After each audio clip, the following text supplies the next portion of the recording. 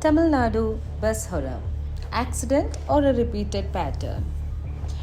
On a busy Sunday evening in Tamil Nadu, two government buses, packed with ordinary people heading home, met each other not at a bus stop but head on in a split second of horror. By the time the dust settled near Vivekananda Polytechnic College in Tirupattur, Sivaganga district, 11 lives were gone and more than 50 passengers lay injured on the highway. This is not just another accident story. This is a story of how Tamil Nadu's roads keep demanding blood again and again. Today, we are unmasking the truth behind the Tamil Nadu bus horror. What happened, why it happened, who failed, and why this is not a random fluke. Both buses were doing what they're supposed to do every day. According to initial police investigation, one driver suddenly swerved to avoid hitting a woman who tried to cross the state highway. Despite that desperate attempt to save one life, the bus barreled straight onto the oncoming government bus. The collision was so powerful that metal twisted into metal, seats were crushed, and within seconds the calm evening turned into a scene of screams, shattered glass, and mangled steel. Traffic on the highway came to a halt for about 30 minutes. Inside those buses were just normal people with very normal plans. 8 people, including a driver, died on the spot. 3 more died later at Tirupattur Government Hospital. Among the 11 people who lost their lives were 9 women and 1 child. One of the bus drivers, P. Sendrayan, 36, from Nilakote, also died in the crash. And there were 3 more women yet to be identified when this report was filed. Each name is not just a line in the list. Behind every name is a family that will never again see their mother, wife, sister, or child come home anymore. In total, around 54 passengers were injured, with many fractures, head injuries, and severe trauma. They were rushed to government hospitals in Karikakudi, Tirupattur, Sivaganga, Pudukkottai, and to government Rajiraji Hospital in Madurai. About 28 others went on their own to private hospitals for treatment. But was there an emergency response, and what did they do? Yes, and here is how it unfolded. Local residents were the first responders. People from nearby houses and shops ran to the spot, trying to pull passengers out of the broken windows and twisted seats. Soon, police and fire and rescue services teams arrived. Around 20 ambulances were deployed to ferry the injured to multiple hospitals. Senior officials, including Sivaganga District SPR, Shivaprasad, and the Tirupur DSP, personally supervised and fast-tracked rescue operations. Bodies of the deceased were sent for post-mortem to Tirupattur, Karaikudi, and Sivaganga government hospitals.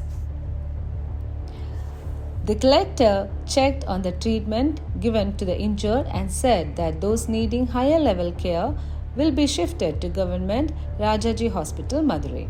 For families desperate for updates, helpline numbers were also provided.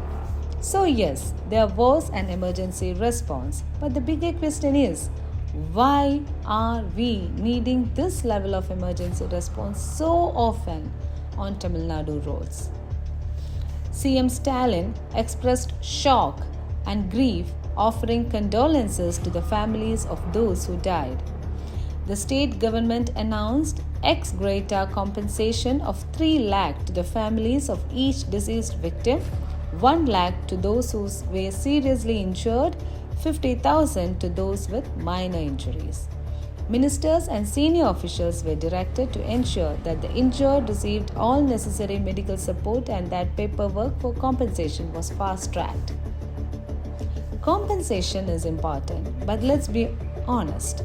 Money cannot replace a life, and it definitely cannot fix a broken system. Why did this happen? What could have been prevented? On paper, the immediate cause is so clear. A pedestrian, a woman, tried to cross a state highway. A bus driver, in a split-second decision, swerved to save her. That swerve took him directly into the path of another government bus. But as journalists and citizens, we must ask, why was a pedestrian forced to cross a busy highway like this in the first place?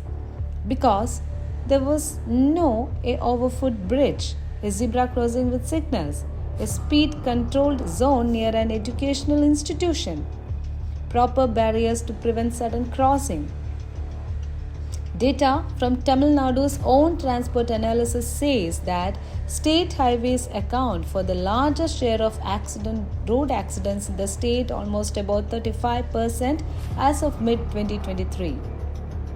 Tamil Nadu has been reporting the highest number of road accidents in India year after year.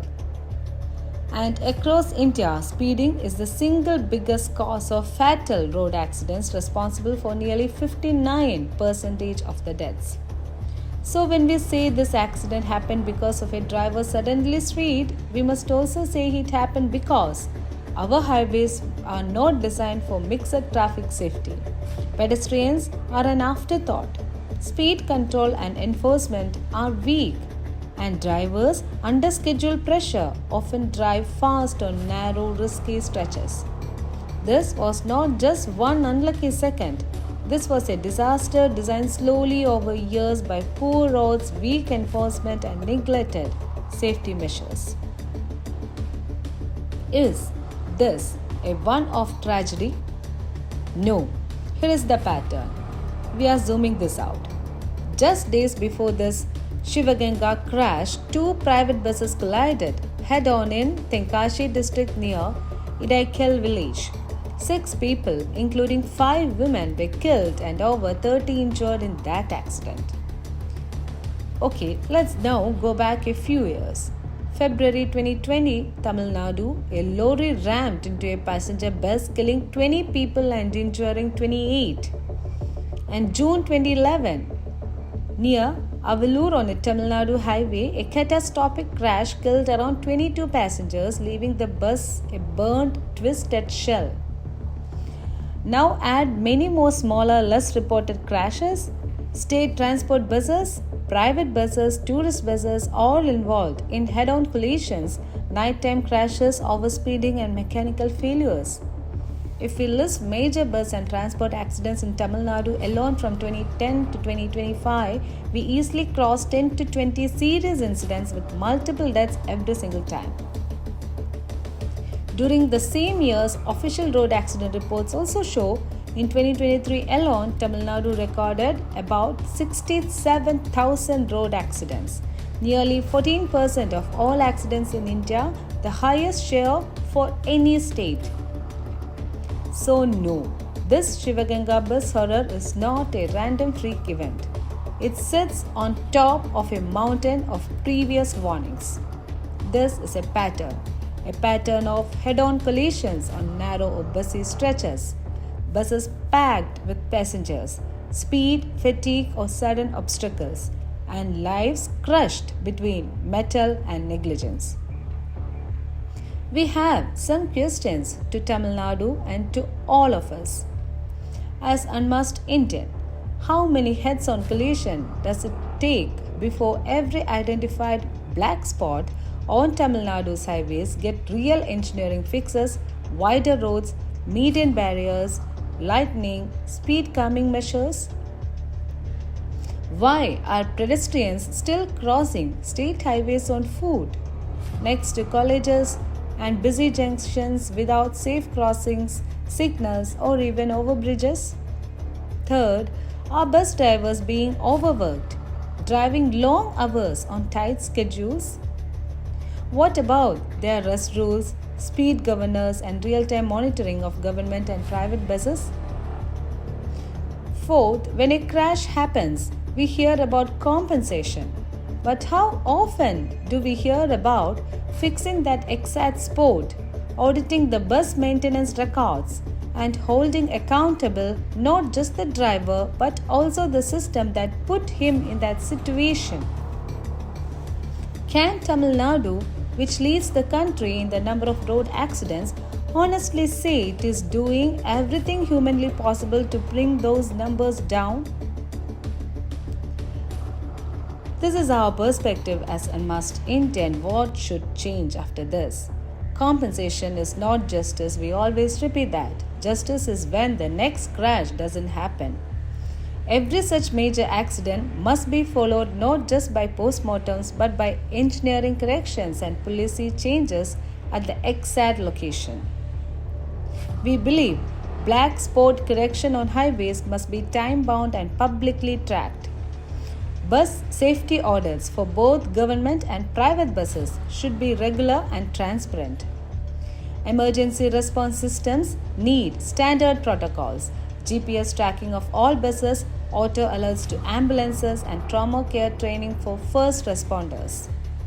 And most importantly, we need a culture where speeding is considered shameful, not a sign of skill.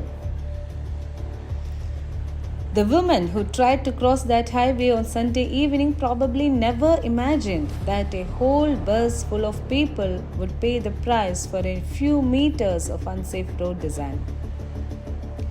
The system broke their trust and their lives. If we call this just an accident, we are quietly accepting that nothing could have been done. But the truth is, so much could have been done before. I am Chandni and this is the Unmasked Indian. For the 11 lives lost in Sivaganga and for every life lost on Tamil Nadu's roads, we will keep asking the questions that matter. Don't just share this video, ask your leaders. How many more buses have to collide before you act? Stay tuned.